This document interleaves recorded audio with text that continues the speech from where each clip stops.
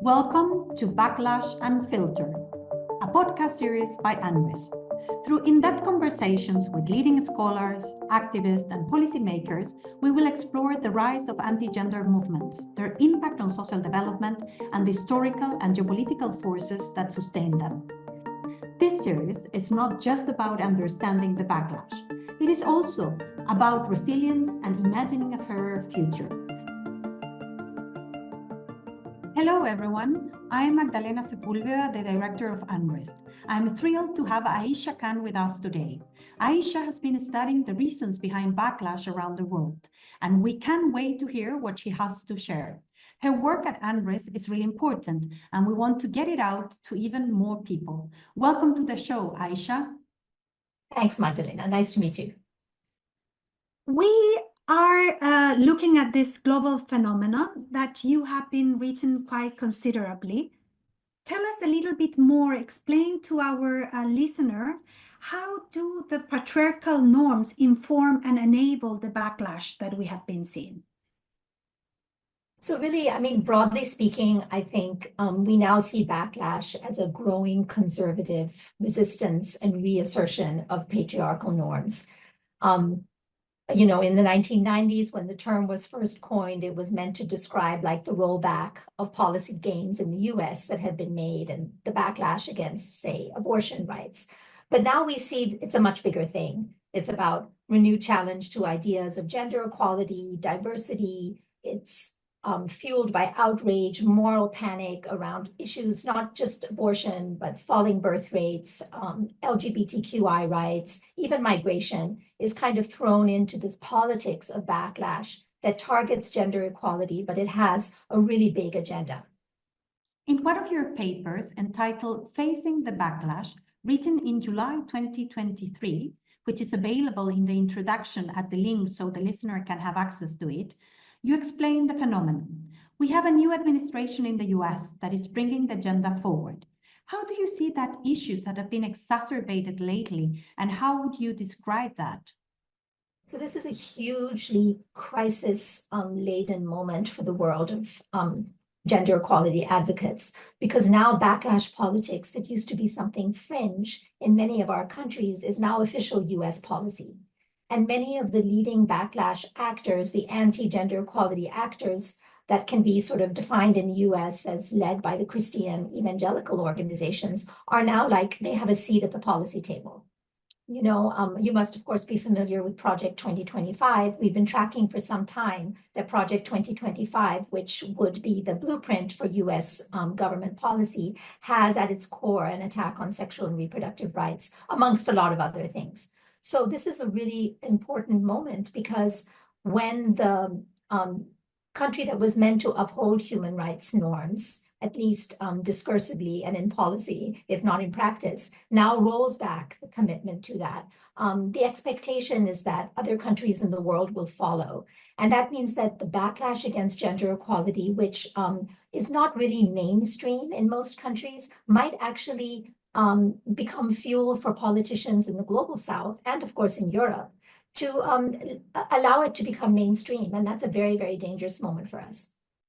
Indeed, you have connected this discussion to the increasing influence of evangelicals.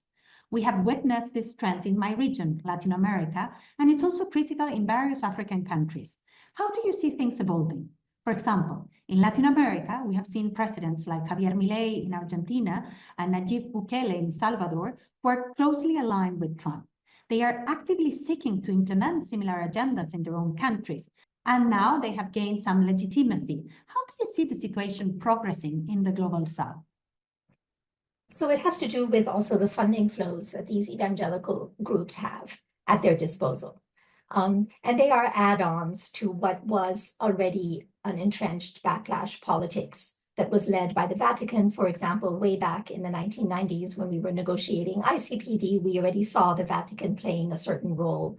We saw Islamic countries, some of them pushing back, and these it's a very kind of strange association of bedfellows that can agree maybe not on other things, but they will agree in their interest in upholding patriarchy in policy and practice around the world. So now evangelicals have joined that force. So it's not just them, but they're joining the other actors who have been very influential. Now, of course, in Latin America, they've made specific calls, for example, around comprehensive sexuality education and holding back the introduction of that in schools. But I would just sort of reiterate that it has to do with the funding flows also. We see funding from evangelical Christian groups to roll back CSE in different countries, not only Latin America, but also in sub-Saharan Africa.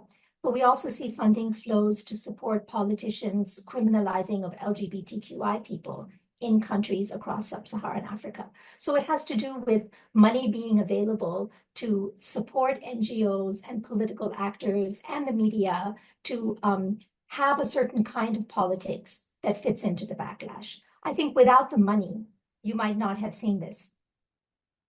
And can you explain us a little bit further who is funding for these anti-right networks, actors and movements around the world? Well, it's a kind of a mix of actors. Initially, there are some amazing researchers who have tried to track the money. The Global Philanthropy Project has done some work on this. AWID has done work. And we're finding that, it's Russian oligarchs, for example, from Europe.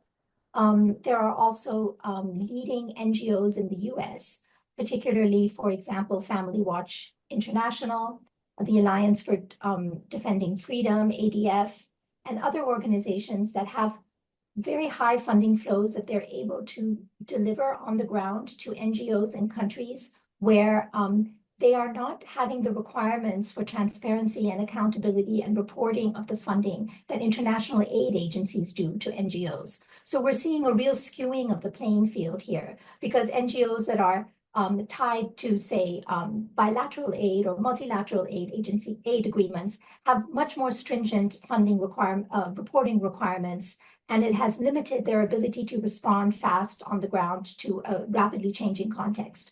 So, of course, that leads me to the issue of shrinking funding flows right now, but this is the next important crisis.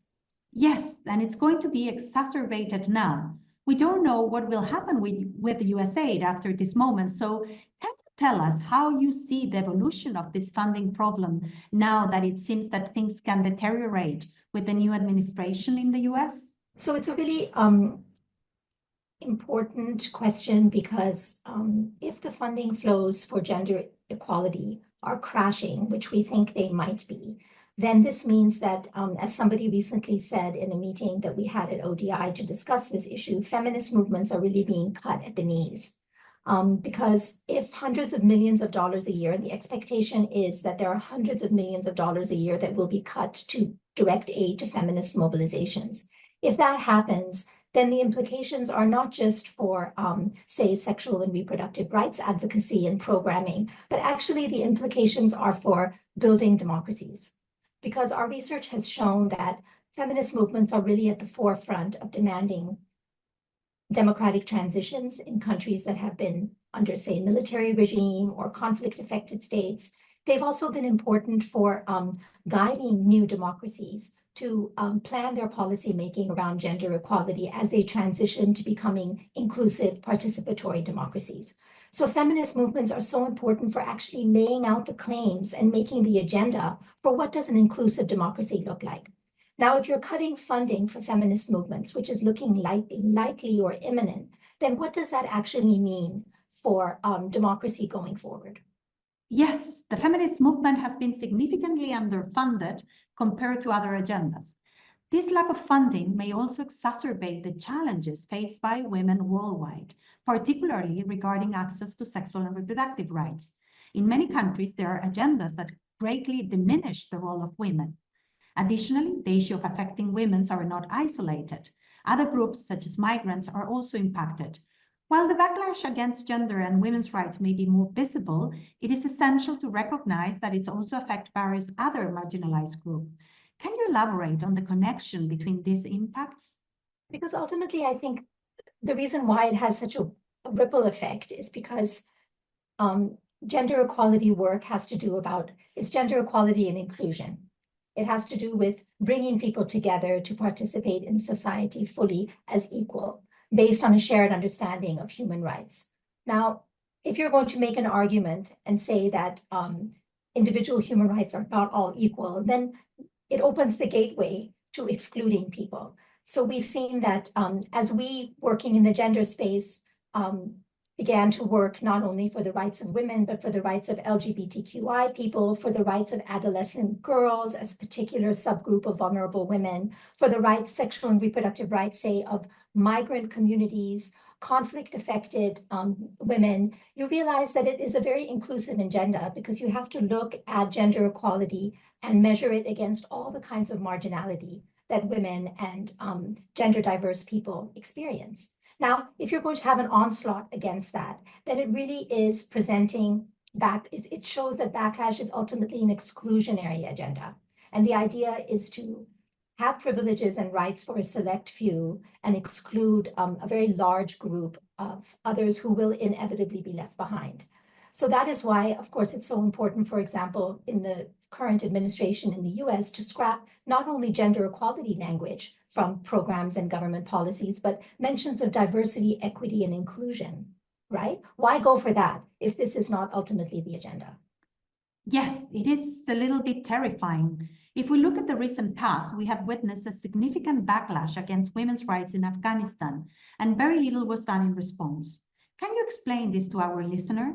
What does Afghanistan represent in terms of what is happening or what could happen in the future? So I think Afghanistan is not an outlier. And it is important as we're looking at the rollback to gender equality to keep the whole spectrum of how anti-rights activity unfolds, to keep the whole spectrum in our minds. Because if we focus just, say, on the Christian right and what they're doing in specific countries, we're not understanding that the backlash to progress on gender is an ongoing thing. And particularly in countries, say, in the Muslim world, where we did have progress at different times, but according to a different timetable, the backlash we've been contending with has been ongoing because our politics has been different. I come from Pakistan. We had Islamization in the 1980s. So the backlash against some of the progress started way back then. So Afghanistan is an important case because it's a way of also indicating that progress which can be made can also be taken back very dramatically if the government does not lead on that progress, right? So the new government in Afghanistan really ripped out the rug, pulled the rug from under the feet of women and said, whatever gains you made during the Republic period, well, they are history. So we did this survey in conjunction with an NGO called DROPS to actually look at what was happening around social norms since the Taliban had taken over. And we found that norms that had been moving away from underage marriage were now shifting a little bit, or the perception is that they're shifting a little bit more towards early marriage because the options for girls are closing, right? So social norms are really linked with what policies and material choices women can make in their lives. Marriage becomes an option per force, and families start going down that route due to lack of better alternatives. So I think it's important for us to keep that country as an example of the most extreme form of backlash, and also to remind the international community that we need to hold gender progress as a broader global community and leave no country behind. So what can be done to counter the backlash from the individual level for more the alliances that we need to support in the future in order to counter or to push forward, let's say, and counter the backlash? It's such a hard question to answer because the context is changing every day. And what I might have said 4 months ago is a little bit different in terms of priorities that I would point to today. For example, I think it's become more apparent in the last 1 month that there's an attack underway against multilateralism per se. And gender equality is like a wedge issue that anti-rights actors are using to discredit the human rights frameworks and the institutions that uphold human rights more broadly. And it's a wedge issue that can get a lot of support across a diverse range of political dispensations. So now we're seeing really where that anti-rights, anti-gender equality movement is really heading. And I just wanted to, for example, point to the Geneva Consensus Declaration, which is something that the US has recently rejoined. Now, there are about 40 countries that have signed up to something that one of these American NGOs has crafted. It is an anti-abortion, anti-LGBT, pro-natalist kind of agenda that many countries have signed up to, not really understanding how it violates their other human rights commitments. The US withdrew from that under Biden and has now joined the Geneva Consensus Declaration again. So what does this mean more broadly for the way in which women's groups and feminist organizations have looked to multilateral spaces to reinforce their advocacy with their own governments? But if that is being discredited and new collective political formations are coming up that are anti-gender equality, we have a particularly challenging situation. But yes, what can be done going forward? I think this is really an opportunity and a moment for women from the Global South to show their expertise, because we have been struggling with backlash, anti-democratic and anti-gender equality forces for our whole histories. So how have we navigated those constraining circumstances? What can women in the global North learn that they can adapt to their strategizing? Is a useful kind of exchange of knowledge that we can perhaps start that road in a more meaningful way going forward. I think we need to expand our analysis of anti-gender actors, as I was saying, to include a wider remit of politics, groups, and forces. And I think that in the conversations I've been having with activist groups and feminist organizations, they're saying that this is really a moment to create connective tissue amongst movements, for feminist movements to really turn to other social justice mobilizations and say, where can we find common ground? How can we move together to advance a broader agenda of social justice? Because there is only strength in collective action now going forward. And at the same time, as we do a more serious grassroots engagement, I think we need to listen more carefully to communities and concerns of people who maybe feel that their voices were not heard in the way that feminists have advanced their gender equality claims. People don't like to feel talked down to, they don't like to feel dismissed, but their concerns must be heard if we're going to develop a stronger collective action going forward. Thank you very much for your insight. We really appreciate your participating in this podcast. And that's all for today's episode of Backlash Unfiltered, pushing forward for equality in times of change. For more information and resources, check the links in the podcast description. Thanks for listening and stay tuned for the next episode.